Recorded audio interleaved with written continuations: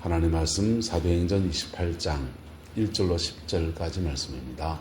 우리가 구조된 후에 안적 그 섬은 멜리데라 하더라.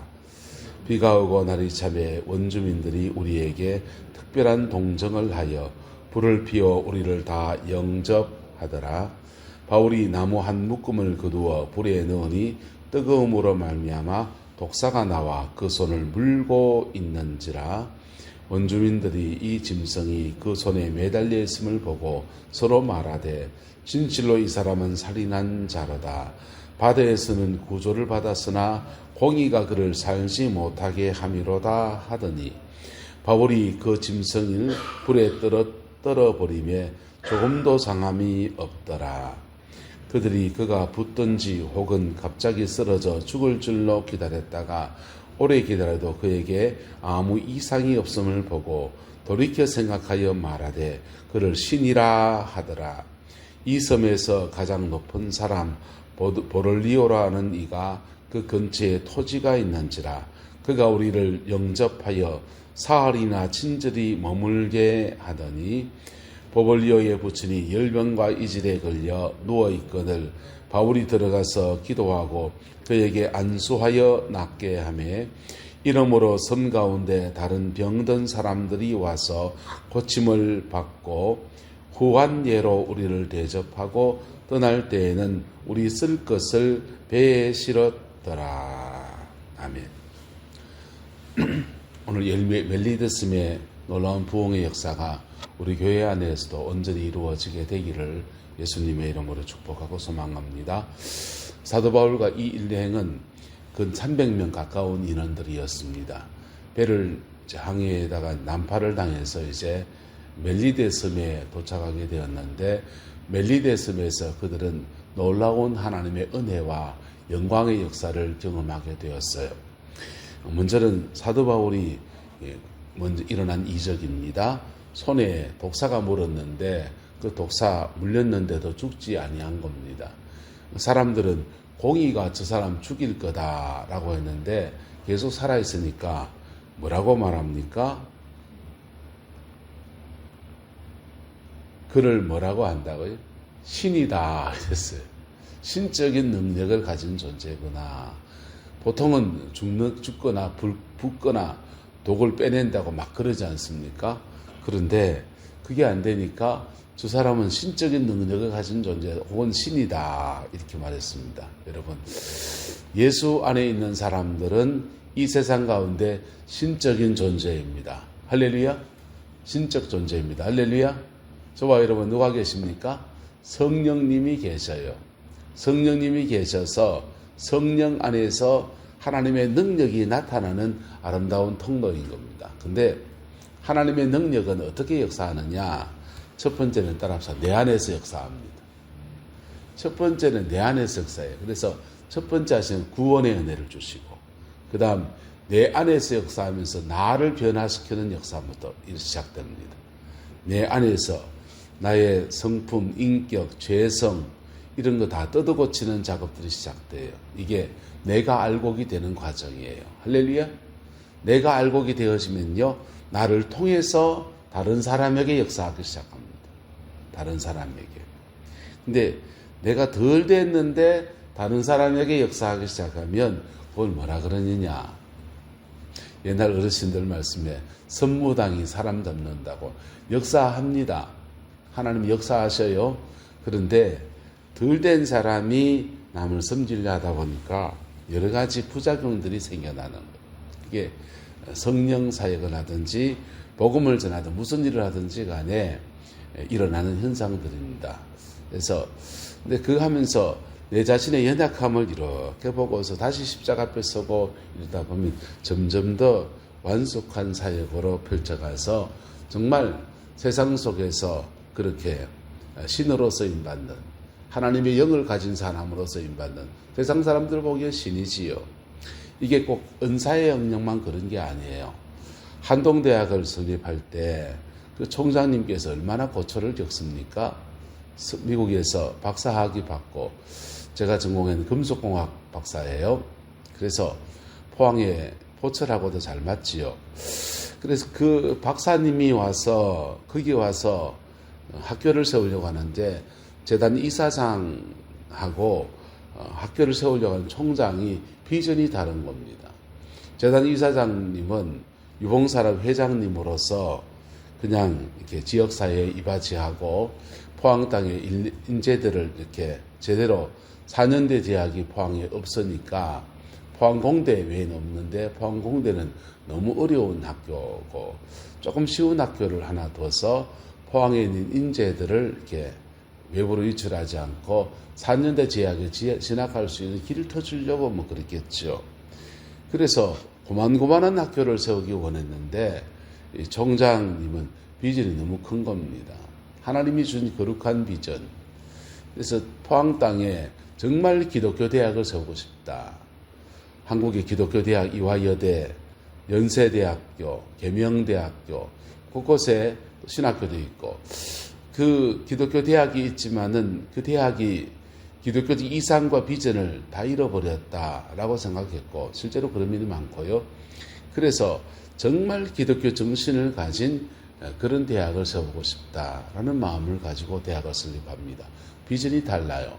비전이 다르니까 학교를 진행해 나가는데 모든 것이 다 달라집니다. 학생들을 저는 기숙사 생활을 하고 스파르타식으로 기독교 정신을 주입하는 그런 펼쳐가는데 이것도 다르고 재정을 충원하는 문제도 달라지고 이 모든 게 지금 의견이 달라지는 겁니다.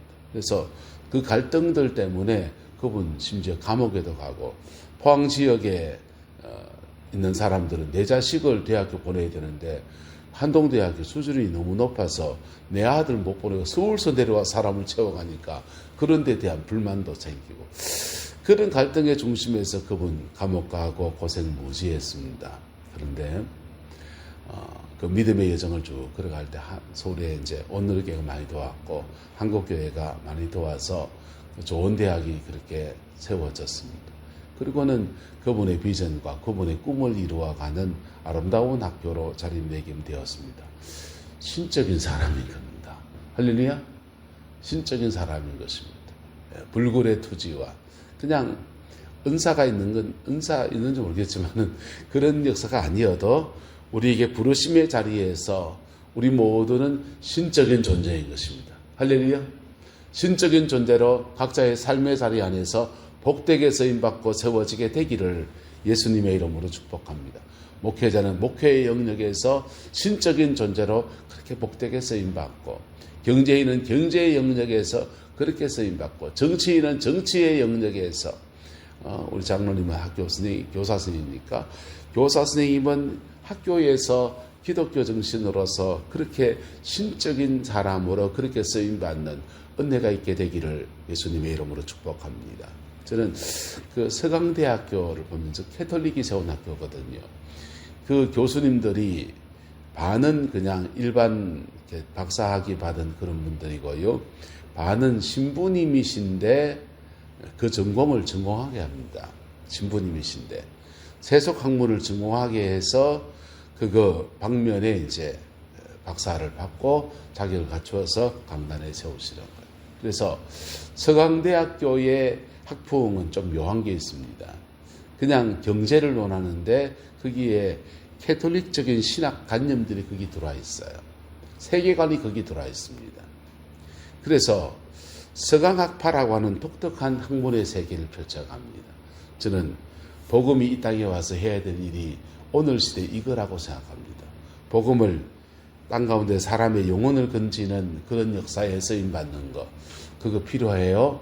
그것도 지금도 계속해야 되고 특별히 다음 세대를 이거 해야 됩니다. 근데 또 하나 해야 될 게 뭐냐 하면 사회, 정치, 경제, 사회, 문화 전반에 특별히 정치 영역에 기독교 정신이 어떻게 뿌리 내려져서 기독교 정신 안에서 그 일을 어떻게 감당해 나갈까. 그리고 그 일 감당한 사람은 세상 사람들은 그렇게 말할 겁니다. 신이다. 네. 하나님의 도우심 안에서 그 일이 이루어지는 이 나라 되기를 소망하고 그 은혜가 있게 되기를 주의 이름으로 축복합니다. 그렇게 되면 우리는 세상 속에 두 가지 모습을 보게 될 겁니다. 한번 따라합시다. 제사장입니다. 청지기입니다. 하나님 나라의 거룩한 제사장에서 복음을 나누는 영적 영역에 주로 쓰임받는 목사, 그런 사람들이 많이, 좋은 목사들이 많이 일어나는 거예요.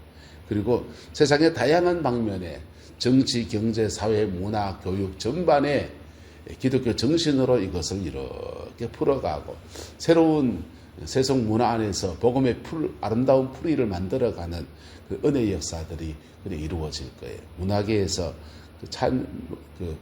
유행가들 중에서도 복음적인 가사와 복음적인 정신을 담은 분들이 많이 계시잖아요.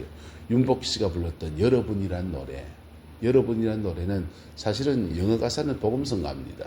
복음성가를 가요로 부르면서 조금 대중들과 소개하면서 가사를 조금 더 순화시켜서 바꾸어서 그렇게 풀어낸 거예요. 가시나무새, 이거는 자기 내면의 고백과 아픔을 그냥 내 속에 내가 너무나 많아서 주님이 내 안에 있을 곳이 없는 것에 대한 고백을 찬양한 건데, 그게 세상 사람들의 공감대가 되니까 그게 일반인에게 불려지면서 대중음악으로도 알려져 있습니다.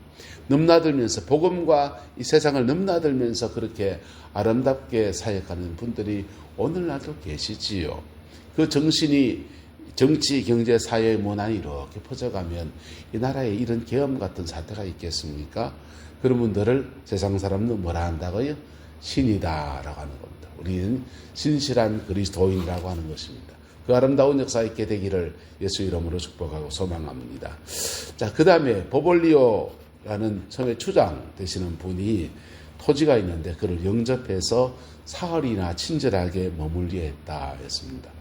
그리고는 보볼리오의 부친이 아버지가 열병과 이질에 걸려서 누워 있습니다. 겨울철에 열병과 이질에 걸려 있다라고 하면 이거 감기나 독감 이런 거겠죠. 바울이 들어가서 그에게 기도하고 그에게 안수했더니 그 질병의 치료가 일어납니다.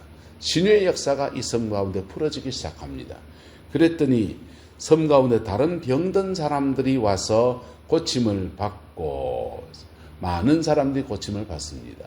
그리고 이 섬에서 겨울을 나는 동안에 사도 바울은 배 타고 고생했던 276명이라고 하는 그 300명 가까운 함께 고생했던 사람들을 신앙 안에 하나님 살아계시네. 리더십이 완전히 바뀌어지는 겁니다. 리더십이 완전히 바뀌어지면서 바울 사도를 통해서 복음을 영접하는 사람, 신앙의 양육이 되는 사람, 그들도 그들의 영적인 문제들이 해결되어진 역사, 그 섬 안에 있는 원주민들이 치료받는 역사, 온갖 역사들이 멜리데 섬에서 일어나게 되었습니다. 그리고는 그들이 떠날 때는요, 후한 예로 우리를 영접하고, 여러분, 섬 하나에 갑자기 276명이 들어닥쳤습니다. 로마의 군병들도 있고 하니까 체면 치레한다고 4일은 잘 대접할 수 있습니다. 그런데 그 지나면 어떨 것 같습니까? 겨울철입니다. 추우니까 땔감 떼야 되는데 산에 가서 나무 베입니다.